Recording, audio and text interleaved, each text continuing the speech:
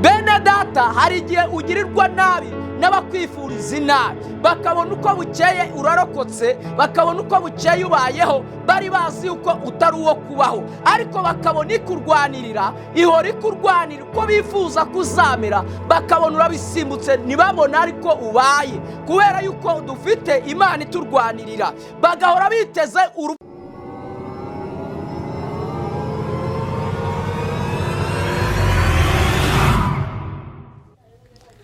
Nongeye kubasuhuza amahoro y'Umwami Yesu nabane namwe, muraho kandi murakomeye. Iminsi myinshi twongeye kugaruka kuganira ijambo ry'Imana. Reka dutangire dusenga Imana. Turagushimiye nanone Mwami Yesu, tugushimiye ubuntu n'imbabazi udahwema kutugirira. Uri Imana yabanye natwe mu minsi yose yitambutse mu buzima bwacu, waturinze akaga n'amakuba, waturinze ingorane zitandukanye, waraduhagazeho, uraturinda, izina ryawe nirihabwe icyubahiro.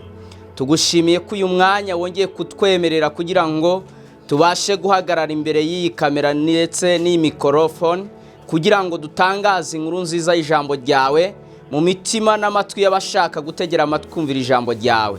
Turasenze kugira ngo buri muntu wese ijambo ryawe rigeraho rimubere inkomezi, rimubere umutuvura umutima we, kandi abaruhijwe n'abaremerewe babashe kurengerwa no gutabarwa nawe. Niko tubyambaje kandi niko tubisabye mu izina rya Kristo Yesu umucunguzi wacu, amen. Bene data bakundwa, inshuti z'umusaraba, uyu munsi tugiye kuganira amagambo y'Imana tugiye gusanga mu gitabo cya kabiri cy'Abami, ibice byaho ni ibice bitandatu. Umurongo turasoma umurongo w'8, dusoze n'umurongo w'10, turaza gusimbuka dusome na 16, dusoze ku murongo waho wa 19. Imana irabaha umugisha. Turaba turi ku ntego ivuga ngo Uwiteka Imana yongere kukugarukaho mu gihe umwanzi waguhigaga yarahagurutse. Reka dusome ijambo ry'Imana. Haravuze ngo muri iyo minsi umwami w'Abisiraheli yarwanaga n'umwami w'Abasiriya, maze ajya inama n'abagaragu be, aravuga ati, ibunaka niho hazaba urugerero rwanjye.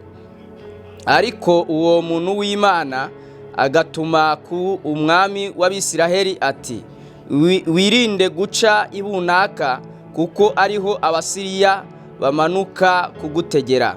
Umwami w'Abisiraheli nawe atuma umuntu guhagarara umuntu w'Imana yabaga yavuze, amuburira, nuko ajya muri ubwo buryo, akajya akira muri ubwo buryo, si rimwe si kabiri. Imana itugirira ubuntu. Reka dusome duhere ku murongo waho wa 16.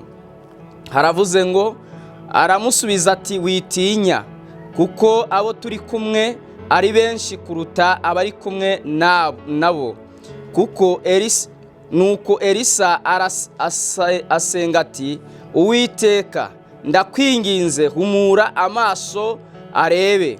Nuko Uwiteka ahumura amaso y'uwo musore, arareba, abona umusozi wuzuye amafarashi n'amagare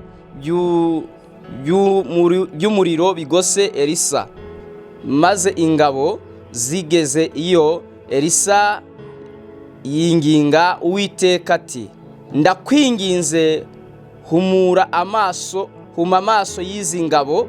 Uwiteka herako azihuma amaso, nk'uko Elisa yabisabye. Elisa arazibwira ati, iyi si yo nzira, kandi uyu si wo mudugudu, nimunkurikire ku muntu mushaka. Nuko azijyana i Samariya. Imana itugirira ubuntu cyane.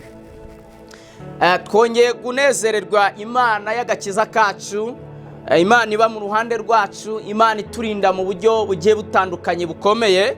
Ku ntego y'iri jambo tugiye kuganira ivuga ngo, Uwiteka Imana aguhumura amaso, urebe ingabo zikugose. Amaso yawe yaramaze iminsi areba ibiguteye ubwoba, areba ibiguhagaritse umutima, ariko uyu munsi wa none Imana ihumura amaso y'umutima wawe, Imana ihumura amaso y'ubwenge bwawe, kugira ngo urebe imbaraga z'Imana uburyo ki igiye kuzigukirisha Imana yabera itugirira ubuntu.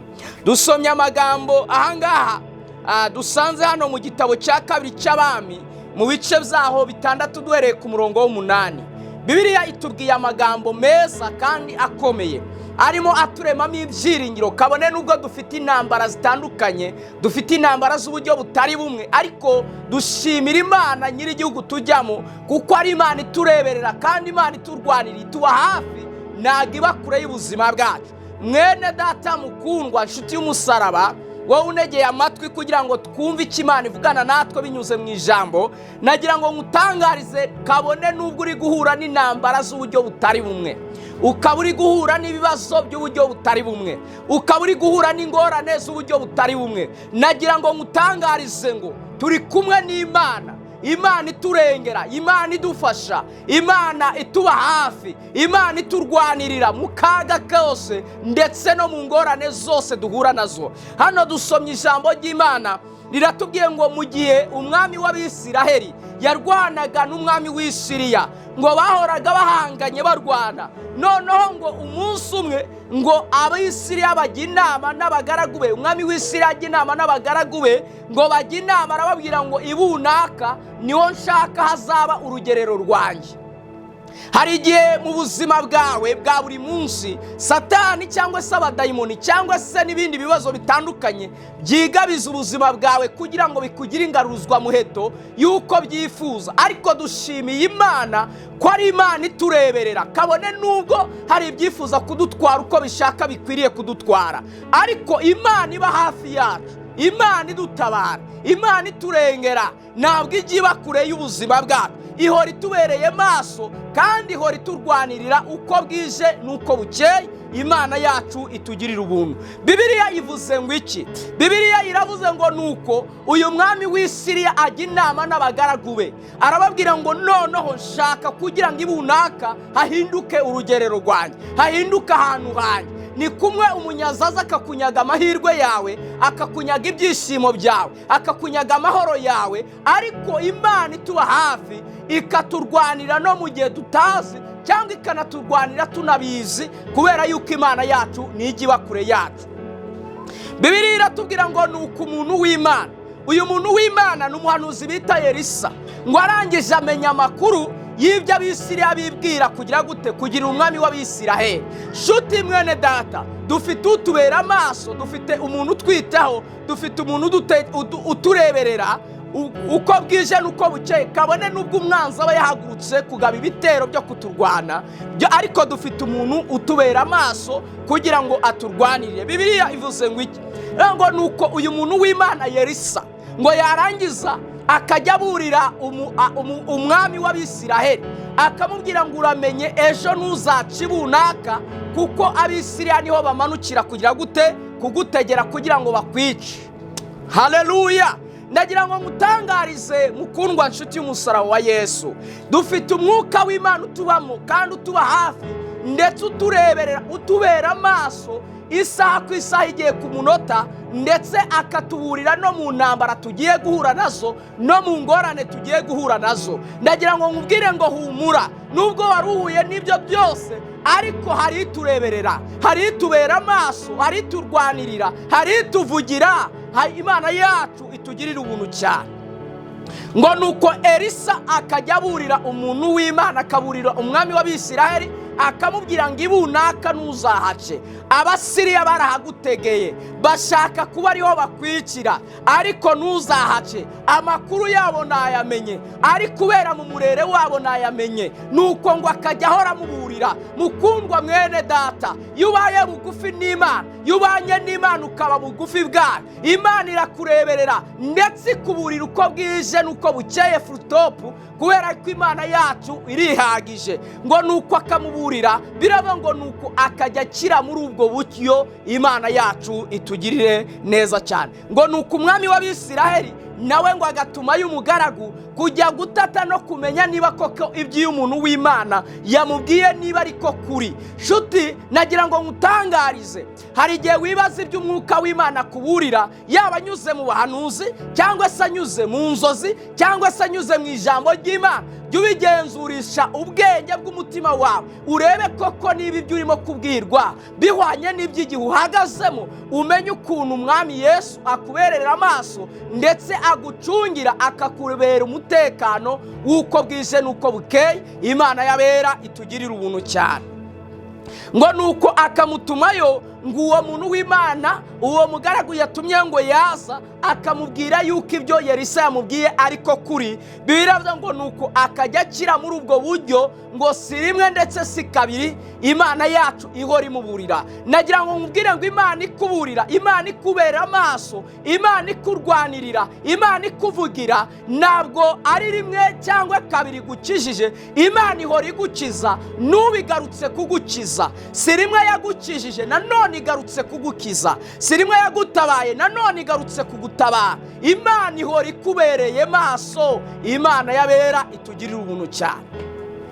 Ngo akajya akira muri ubwo buryo, ngo si rimwe si kabiri. Dushimira Imana itadukiza rimwe kandi itadukiza kabiri. Ni Imana ihora idukiza mu buzima bwacu ndetse no mu ngorane duhura nazo za buri munsi. Imana y'abera itugirire neza cyane. Nagira ngo nkutangarize inshuti y'umusaraba wa Kristo Yesu, nagira ngo nkubwire ngo Imana tubana nayo ni Imana iturwanirira, ni Imana itureberera, ni Imana itubera amaso uko bwije n'uko bugize gute bukeye. Imana igidutabara kandi izagutabara ibihe byose. Imana yacu itugirire ubuntu. Bibiliya yatubwiye ngo iki ku murongo wa 16? Twasomyeho ijambo ryatubwiye ngo iki? Ryatubwiye ngo nuko Elisa aramubwira ngo witinya, kuko iyo turi kumwe nayo iruta iri kumwe nawe. Izo turi kumwe nazo ni nyinshi ziruta iziri kumwe nabo. Nagira ngo nkubwire ngo Imana turi kumwe nayo iruta iri mu bisi.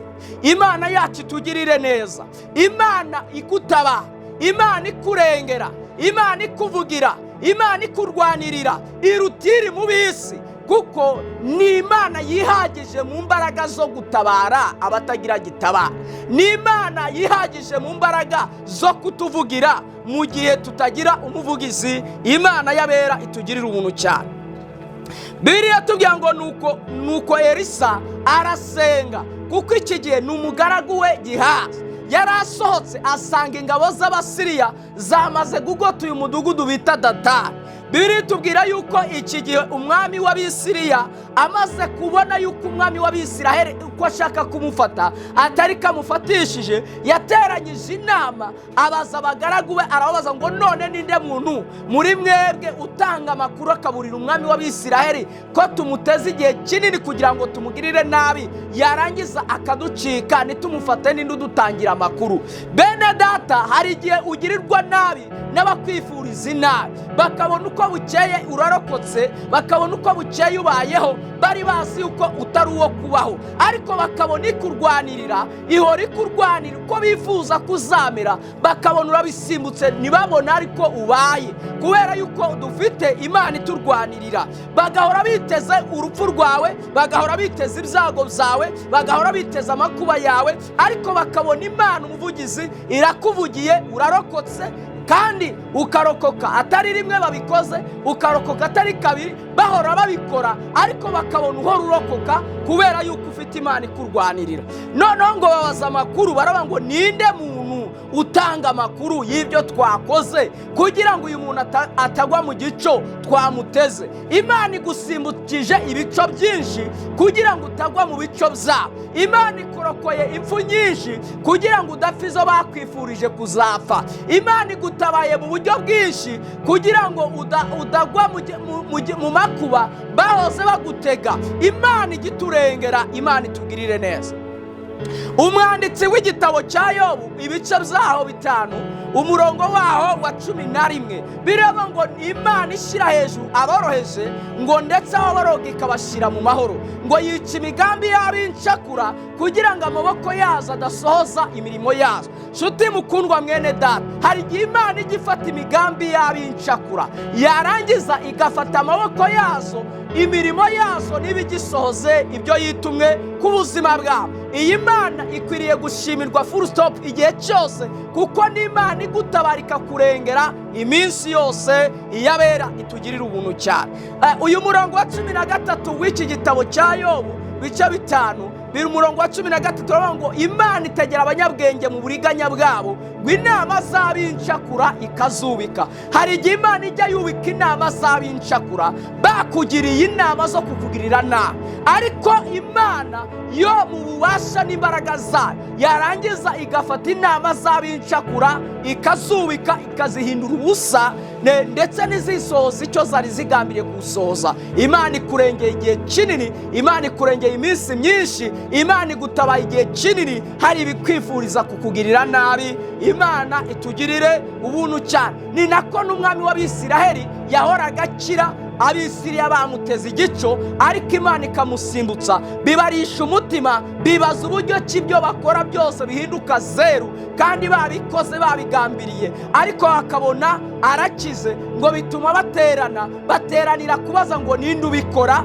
ninde uburira umwami w'Abisiraheli. Hari abagiye guterana bibaza impamvu udapfa kandi baraguteguyeho igico cyo kukwica. Hari abagiye guterana bibaza uburyo kitamwaye kandi bagutezeho igico cyo kumwara. Hari abagiye guterana bibaza uburyo kitakozwe n'isoni kandi baraguteze gukorwa isoni nazo. Imana irakurokoye, Imana irakuzigamye, Imana iragutabaye, Imana irakurwaniriye mu izina rya Yesu Kristo umucunguzi wacu.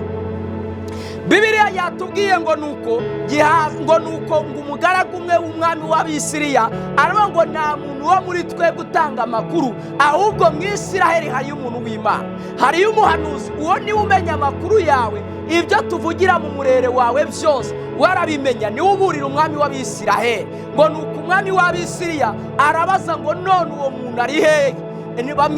Bamwita Yerisa, atatuye mu mudugudu bita Datani.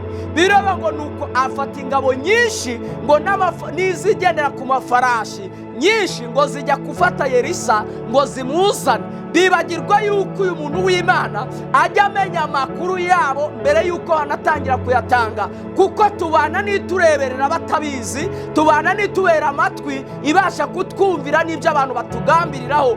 Mwanditsi wa Pawulo wandikiye Abefeso yaravuga ngo Imana ifata n'ibitekererezwa mu mitima yarangiza ikabigomorera Kristo. Mu gusenga, mu kubaha Imana, mu gukorera Imana, dufatamira ibitekererezwa mu mitima twarangiza tukabigomororera Kristo. Iyo twasenze hari imigambi y'abincakura yubikwa ikaburizwamo, hari imigambi y'abincakura igikubitwa hasi. Wowe wizera Imana, usenga Imana, Imana izakuzigama. Turi ku ntego ivuga ngo Imana ihumura amaso y'umutima wawe, urebe intambara zari ziri imbere yawe zose n'uburyo ki Imana ikurwanira, urebe ingabo zari zikugose, urebe n'ingabo zikurwanirira, kuko iri mu ruhande rwacu ari inyembaraga. Imana itugirire ubuntu cyane. Rero yatubwiye ngo nuko Gihazi asohotse mu gitondo ngo asanga ingabo z'Abisiriya zabagose, asubira mu nzu avuga ngo turapfuye databuja, kubera yuko twagoswe n'Abasiriya. Nuko ngo Elisa arangije aramubwira ngo witinya, wewe wihagararire gusa urebe, wewe witinya urebe ingabo nyinshi turi kumwe nazo, ni nyinshi kuruta iziri kumwe nabo. Ngo nuko Elisa arasenga aravuga ngo Mana ndakwinginze humura amaso y'uyu musore agire gute arebe. Ngo Imana ihumura amaso y'uwo musore ngo arareba nk'uko Elisa yagize gute yabisabye. Nshuti y'umusaraba, Imana ihumura amaso y'umutima wawe. Witerwa ubwoba n'ibyo umaze iminsi uhura nabyo, witerwa ubwoba n'intambara umaze iminsi uhura nazo, witerwa ubwoba n'ibigutera ubwoba n'ibigutinyishije. Imana iri mu ruhande rwawe, ni Imana yihagije mu mbaraga no mu cyubahiro, ndetse iberereye amaso kugutabara no kukurwanirira. Imana yabera itugirire neza. Haleluya! Imana igiturwanirira, Imana igidutabara. Haleluya!